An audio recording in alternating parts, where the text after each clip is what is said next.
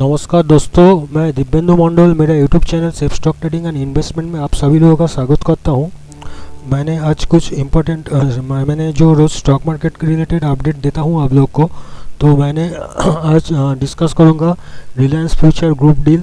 इसका फ्यूचर क्या होगा और फ्यूचर प्राइस में फ्यूचर का शेयर प्राइस में भारी गिरावट आया है, उसका भी इम्पैक्ट शेयर मार्केट में कैसा, मतलब इन्वेस्टर का क्या करना है वो भी डिस्कस करूँगा। आरबीआई का ऑपरेशन लगा हुआ है तो कैसा है, वो क्या चीज़ है वो भी डिस्कस करूँगा।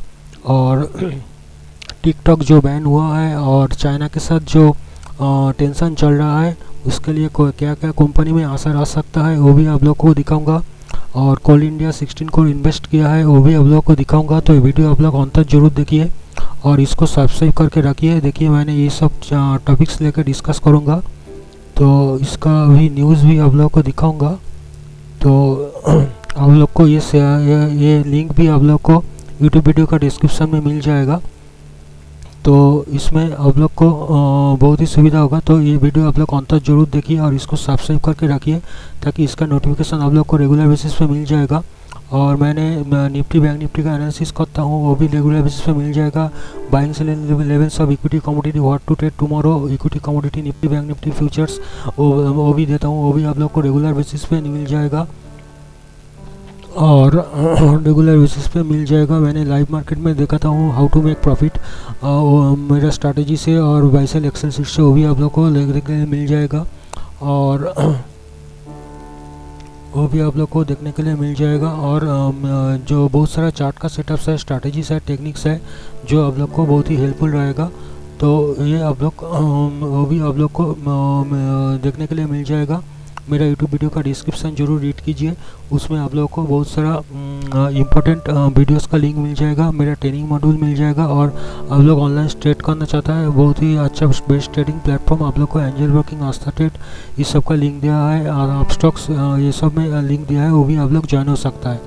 तो देखिए ये रिलायंस फ्यूचर ग्रुप डील क्या बोल रहा है। फ्यूचर ग्रुप को marks their listed retail companies possible deal with Reliance will mean exit for Kishore Pilani, Reliance retail might get a huge boost। तो ये टॉपिक लेके मैंने फर्स्ट डिस्कस करूँगा। इधर से आप लोग को, इधर से ये लिंक भी आप लोग को मिल जाएगा। मैंने इसको थोड़ा सा कॉपी पेस्ट कर लेते हैं और इधर से भी आप लोग को दिखाएंगे।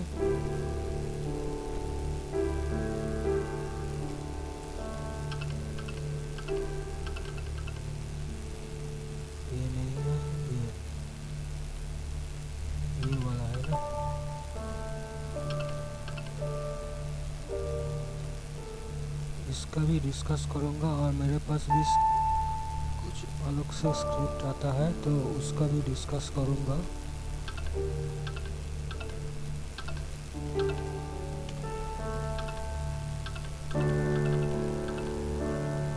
ये देखिए क्या बोल रहा है। Reliance close to Future deal poised to acquire retail business of Kishore Biyani. तो इसमें क्या बोल रहा है, billionaire Mukesh Ambani led Reliance Industries is reportedly closing on a deal that would see it acquire controlling stake in Kishore Biyani's future group. Worth mentioning here is that the move will provide Reliance Industries the much needed firepower to become a number of one physical retail player across the segment, ठीक है, such as groceries, fashion and general merchandise. Groceries, fashion and general merchandise. Future Retail has around 1,380 stores across various formats including Big Bazaar, Fashion and Big Bazaar, Fashion E-Zone and Food Hall as per several research firms reports. At least a major entities promoted by Biyani Future Retail, Future Lifestyle would be merged and the complete business will then be taken over by the oil to retail to telecom behemoth, ठीक है। तो negotiation between Reliance and Future Group has reportedly reached decisive phase and Reliance wants that। ये आप लोग का मैंने link दे दूंगा, ये आप लोग देख सकता है।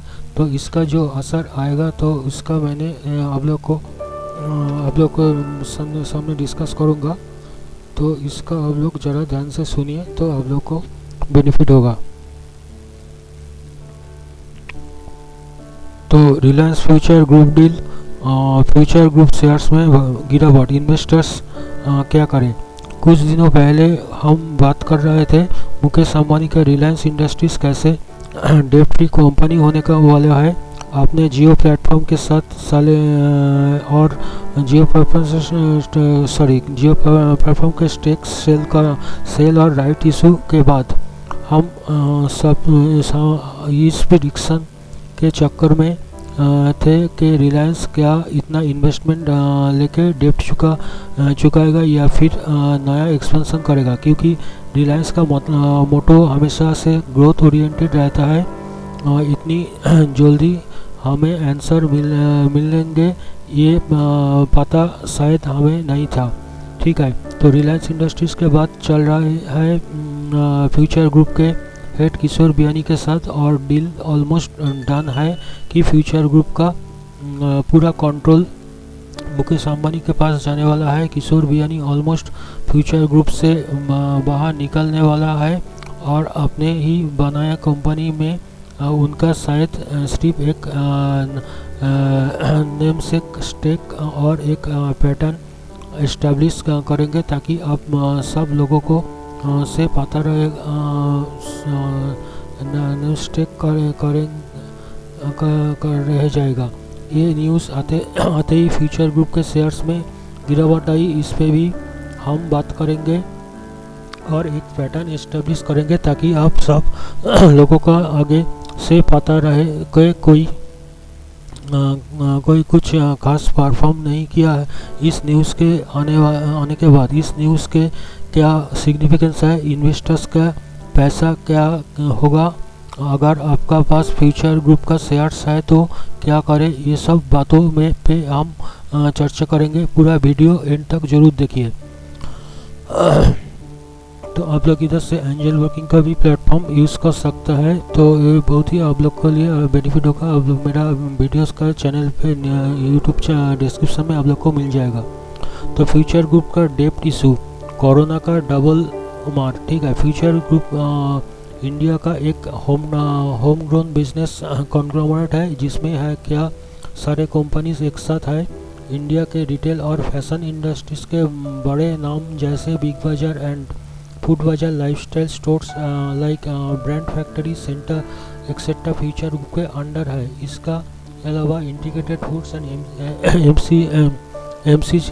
FMCG में भी फ्यूचर ग्रुप का प्रेजेंस है, लेकिन फ्यूचर ग्रुप का डेब्ट सिचुएशन काफ़ी ख़राब होते जा रहा है। सितंबर 2019 पे उनका टोटल डेब्ट 12,778 करोड़ हो गया था, जो मार्च 2019 में 11,463 करोड़ था। किशोर बियानी 42 ओनर है कंपनी के, जो वो फ्यूचर कॉर्पोरेट रिसोर्सेज और फ्यूचर का कूपन्स के जरिए ओन करते हैं। 75% ऑफ द शेयर्स उन्होंने लेंडर्स को प्लेज कर रखा है। फ्यूचर ग्रुप को बड़ा झटका तब आया जब मार्च 2020 में फ्यूचर कॉर्पोरेट रिसोर्सेस में अपना डेब्ट पेमेंट डिफ़ॉल्ट किया, जिसके वजह से IDBI स्ट्रक्चरशिप सर्विसेज ने फ्यूचर रिटेल में अपना शेयर्स इन्वोक किया था। इस डेब्ट डिफ़ॉल्ट के बाद आया और एक झटका कोरोना का, जब फ्यूचर ग्रुप का सबसे फायदेमंद वेंचर बिग बाजार के शॉप्स को लॉकडाउन के चलते बंद करना पड़ा। शायद यही वो पॉइंट था जब से किशोर बियानी ने फ्यूचर ग्रुप का स्टेक सेल करने के लिए कोशिश शुरू कर दी। रिलायंस के साथ डील का डिटेल्स। रिलायंस में ऑलरेडी अमेजन का 3.2% और अजीम प्रेमजी का 6% स्टेक है, इसीलिए शायद किशोर बियानी ने डील के पहले हाफ में इन दोनों से बात करना शुरू किया था। रिलायंस के साथ भी डील की नेगोशिएशन चालू हुई थी, लेकिन फाइनली जाके डील फाइनलाइज हुआ रिलायंस के साथ ही। इसका रीज़न ये माना जा रहा है कि फ्यूचर ग्रुप का डेब्ट सिचुएशन को पूरी तरीके से ठीक से मतलब ये जो न्यूज़ है मैंने इसका टोटल मतलब इसका सिग्निफिकेंस क्या है वो मैंने डिस्कस करने जा रहा हूँ। करने के लिए सिर्फ रिलायंस का डील सूटेबल था। इस डील को फाइनल करने के लिए फ्यूचर ग्रुप के 3 listed entities future retail, future lifestyle fashion and future supply chain solutions का एलए मर्ज होना होगा। उसके बाद रिलायंस इसको एक्वायर करेगी। इस कॉम्प्लेक्स प्रोसीड्योर का वजह से अभी भी डील का पूरा प्लान क्लियर नहीं हो पाया है। रिलायंस चाह रहे थे कि उनके 15 जुलाई के एजीएम से पहले डील अनाउंस कर दी जाए, लेकिन शायद सिचुएशन ऐसा परमिट नहीं करेगी क्योंकि पहले फ्यूचर के रिटेल कंपनीज के एक मर्जर करना पड़ेगा, फिर रिलायंस उसको एक साथ खरीदेगी।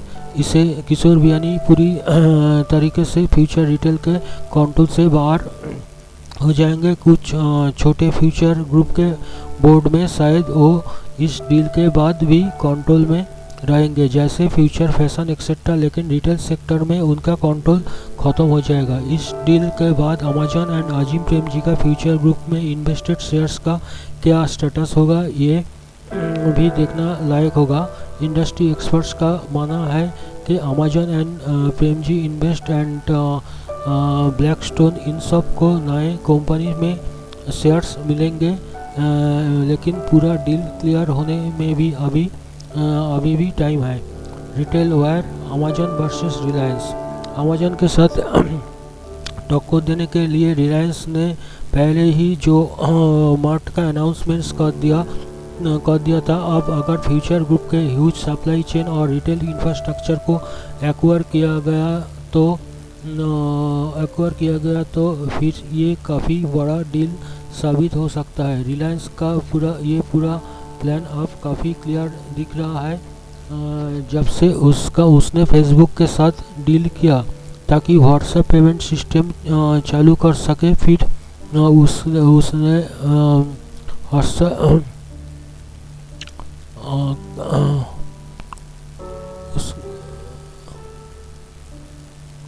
उसने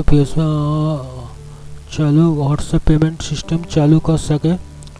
फिर उसने कैसे एक के बाद एक टेक फर्म को जियो का स्टेक सेल किया ताकि टेक इनोवेशन मामले में वो अमेजन के साथ कॉम्पीट कर पाए।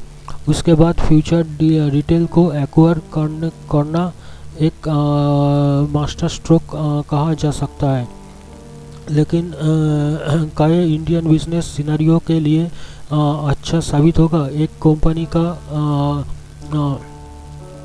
कंपनी का मोनोपोली होने वाला है इंडियन मार्केट में, ऐसा भी लग रहा है। फ्यूचर ग्रुप के शेयर्स में काफ़ी दिनों से वापस सर्किट लग रहे थे। आज डील का न्यूज़ आते ही वो सीधा नीचे आया।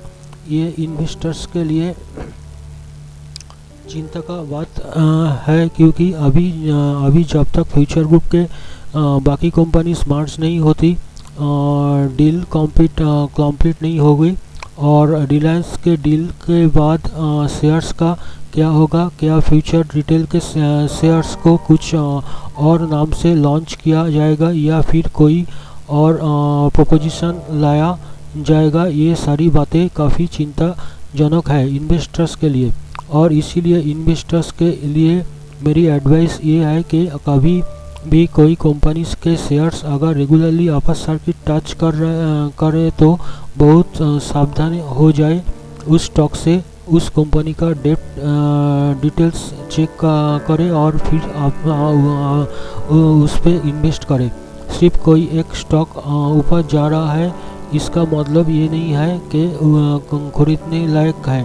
पूरा सच जानने के कर तभी किसी भी शेयर पे इन्वेस्ट करें, क्योंकि आखिर में डूबेगा गरीब इन्वेस्टर का पैसा ही। तो ये था रिलायंस का जो रिलेटेड जो है तो उसका। और जो अभी जो टिकटॉक को जो बैन किया गया है और इंडिया चाइना को जो टेंशन चल रहा है तो इसका कौन सा कंपनी का असर पड़ेगा वो आप लोग देख सकते हैं कि एयरटेल वोडाफोन आइडिया इस सब में चाइना का मतलब बहुत इम्पोर्ट मतलब परसेंटेज भी मतलब स्टेक भी रहता है, और इसका पार्ट्स यूज़ किया जाता है और इसका रॉ मटेरियल यूज़ किया जा सकता है। तो इसका मतलब अभी जो इंडिया चाइना टेंशन चल रहा है, इंडिया भी चाह रहा है कुछ मतलब इकोनॉमिकली उसको कुछ रेस्ट्रिक्शन डैमेज करने के लिए, और चाइना भी चाहेंगे कि इंडिया का कुछ डैमेज करने के लिए इकोनॉमिकली, तो इसका कुछ असर पड़ेगा। इंपोर्ट एक्सपोर्ट जो है वो एग्जिम पॉलिसी के द्वारा होता है, और मतलब वर्ल्ड ट्रेड पॉलिसी जो होता है तो इसका रेगुलेट होता है, तो ये नहीं बंद होगा। पाकिस्तान से भी अभी तक हम लोग को मतलब कमर्शियल ट्रांजेक्शन ट्रेड चल रहा है, लेकिन इसके ये सब कंपनी में अभी भी ये सब कंपनी जो कि चाइना के ऊपर बहुत ही इफेक्ट हो सकता है, तो ये सब स्टॉक्स पे भी आप लोग को नज़र रखना चाहिए। देखिए Airtel Vodafone Idea, Rallis India limited, Dhanuka Agritech, मतलब power sector, fertiliser, chemicals, auto, ये सब में बहुत ही असर पड़ने वाला है। Sumitomo chemicals India, insecticides India limited, UPL, PI industries, Coromandel international limited, Info Edge, Tata power, HDFC, SRF, इस सब स्टॉक्स में आप लोग को बहुत ही ध्यान देना पड़ेगा। अच्छा, और जो मैंने जो इम्पोर्टेंट जो न्यूज़ है मतलब अपडेट है वो उसका देखिए स्टॉक मार्केट में सभी समय अपडेट होना का ज़रूरत होता है, तो इसीलिए आप लोग को इसमें आप लोग को ध्यान देना चाहिए। तो इन पर्टिकुलरली जो लोग इन्वेस्टर्स हैं और जो रिटेल ट्रेडर भी है, तो उस न्यूज़ के ऊपर कुछ करेंगे तो आप लोग को मतलब बाई या सेल करने से बहुत ही फ़ायदा होने वाला है, और नहीं तो लॉस होने वाला है। तो इसीलिए थोड़ा सा अपडेट रहना भी ज़रूर है। टेक्निकल एनालिसिस तो ज़रूर होता है, लेकिन इसमें से पर्टिकुलरली जो लोग इन्वेस्ट कर रहा है उन लोग के लिए ये बहुत ही इम्पोर्टेंट चीज़ होता है। तो ये सब ये जो आरबीआई का जो लगा है, आरबीआई लाएगा ऑपरेशन ट्विस्ट। क्या है ये ऑपरेशन ट्विस्ट? तो इसमें ये लिंक आप लोग को दे दूंगा, तो ये आप लोग वीडियो में डिस्क्रिप्शन में आप लोग को मिल जाएगा। तो इसका आप लोग को इधर से खोल के भी दिखा देता हूँ थोड़ा सा।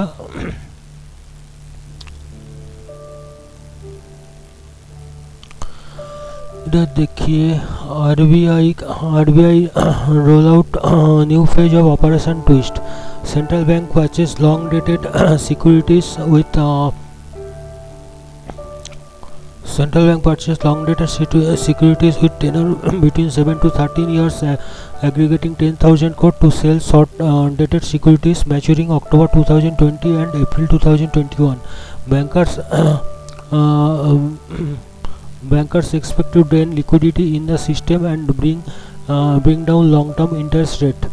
ठीक है, तो इसमें देखिए the Reserve Bank of India Thursday said it will simultaneously buy and sell government bonds along with lines of Federal Reserve operation twist in a bid to lower interest rates on long term government bonds.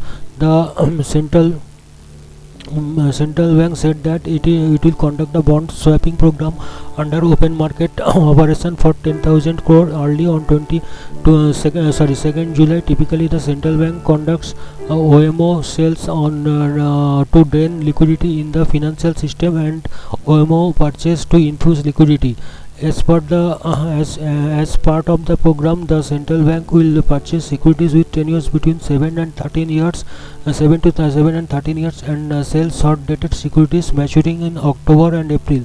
The benchmark 10-year bond yield dropped 12 basis points to 5.90% on Monday. Bankers expect to move drain liquidity. इसमें आप लोग को banking and financial sector में, financial service sector में बहुत ही NBFC में बहुत ही असर आएगा, ये आप लोग को ध्यान रखना चाहिए। The central bank's move is expected to stimulate private sector borrowing. The Reserve Bank last used tool with April to accelerate the monetary transmission in the system. With the government borrowing program for the current fiscal year pegged at 7.8 trillion, banks were expecting RBI to announce more operation twist lower borrowing cost to the government.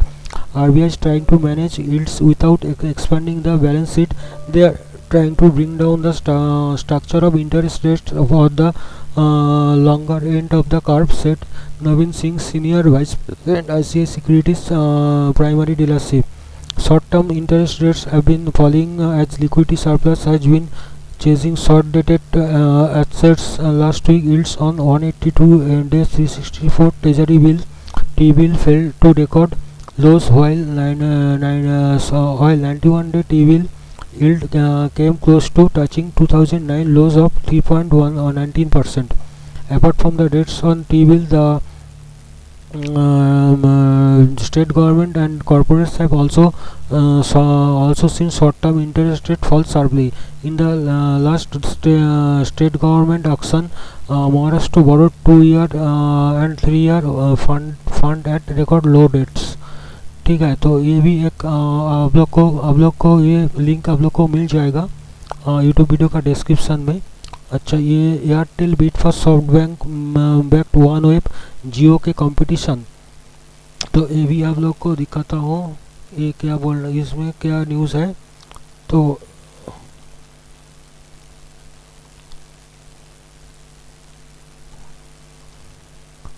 ये सब news के बारे में updated रहना बहुत ही ज़रूरी होता है. तो मेरा मतलब मेरा जो चैनल है इसमें आप लोग को बहुत सारा ये अपडेट मिल जाएगा और बहुत सारा चीज़ सीखने के लिए भी मिलेगा. बहुत सारा चार्ट का सिस्टम है, स्ट्रैटेजीज है, टेक्निक्स है. तो आप लोग को स्टॉक मार्केट में अपडेटेड रहना है और सीखना है तो आप लोग अभी सब्सक्राइब कीजिए. मेरे चैनल पे बहुत सारा चीज़ आप लोग को देखने के लिए और सीखने के लिए मिल जाएगा. तो देखिए ये क्या बोल रहा है, Indian telecom tycoon bids for SoftBank backed OneWeb. तो Indian telecommunication tycoon Sunil Mittal has submitted a bid for OneWeb, the bankrupt satellite firm whose investors include SoftBank Group Corporation. People with knowledge of the matter said. An arm of Mittal's Bharti Enterprise Limited conglomerate made an offer for London-based OneWeb with backing from UK government, according to the people who asked not to be identified because the information is private. The OneWeb sale has also attracted initial interest from Canada's telecast, the people said. The UK government commit around $500 million to OneWeb alongside other investors as part of the company Chapter 11 bankruptcy proceeding, a person with knowledge of the matter said last week. OneWeb has said the bids were due Friday. The part of the UK's interest supporting OneWeb is to form the basis of the new national navigation system after the European market blocks project called Galileo. Prime Minister Boris Johnson is trying to attract fresh foreign investment. OneWeb makes to so-called low Earth orbit satellite that provide high-speed communication. It faces the competition from Elon Musk's SpaceX Starlink project and Jeff Bezos' Amazon-linked project Kuiper, as well as from incumbents such as Inmarsat, Intelsat SA and Eutelsat SA Communication. So pandemic blow, the company has raised about $3.3 billion in debt and equity financing from shareholders including SoftBank, Airbus AC and Qualcomm Incorporation since its inception, according to Tillings in a March 27 bankruptcy announcements. OneWeb cited financial effects, turbulence, COVID pandemic for failure to obtain the financing is needed. UK set for bid of $5 billion stake to satellite firm OneWeb. Mittal's group control Bharti Airtel Limited, India's second biggest wireless operator, the carrier biggest shareholder of publicity related tower owner Bharti Infratel Limited. Shares on Bharti Infratel Limited 1.7%. ठीक है, तो ये सब आप लोग इससे पढ़ सकता है. तो इसमें जो ये जियो का कुछ कंपटीशन फेस करेगा क्या, ये भी आप लोग को इसमें से आप लोग समझ में मतलब कंसीडर कर सकता है. और नेक्स्ट जो है इसका जो ऐसे stocks stocks to watch Cipla, PSU banks, Vodafone Idea, Bharti Airtel. ठीक है, इसका ये भी आप लोग देख सकता है। Tata steel, Tata steel, Tata steel, GAIL, ये सब स्टॉक्स पे आप लोग नज़र रख सकता है। क्यों नज़र रख सकता है, एक बार देख लेते हैं इधर से। ये सब चीज़ आप लोग को मेरा वीडियो का डिस्क्रिप्शन में मिल जाएगा। Stocks to watch Cipla, PSU banks, Vodafone Idea, Bharti Airtel, Tata steel, GAIL. India first largest state-run banks collectively have at least 7.9 millions of loans under a moratorium. Vodafone Idea lost 34.67 lakh mobile subscriber in February, even as Reliance Jio continued to be on a roll, according to 60.57 lakh users. तो इसको भी आप लोग अच्छी तरह से पढ़ सकता है। ये न्यूज़ भी आप लोग अच्छी तरह से इसका पढ़ सकता है इधर से।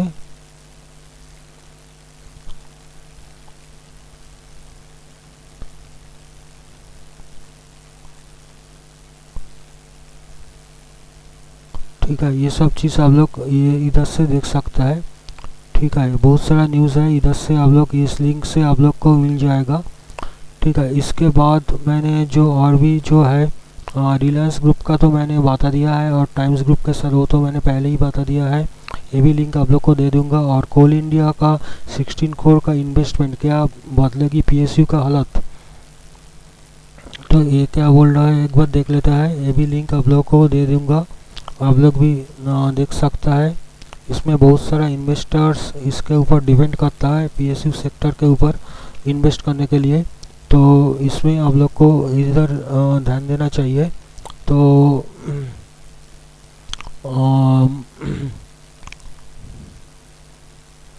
ये Coal India, behemoth Coal India is gearing up for close to 16 crore investment for modernization in order to bring improved efficiency in coal transport and computer aided loading. CIL has identified 14 additional projects under phase 2 for its first time connectivity initiative. ठीक है, together for coal companies of CIL will infuse tentative capital of over 3,400 crore in this project, which have total on 100.5 million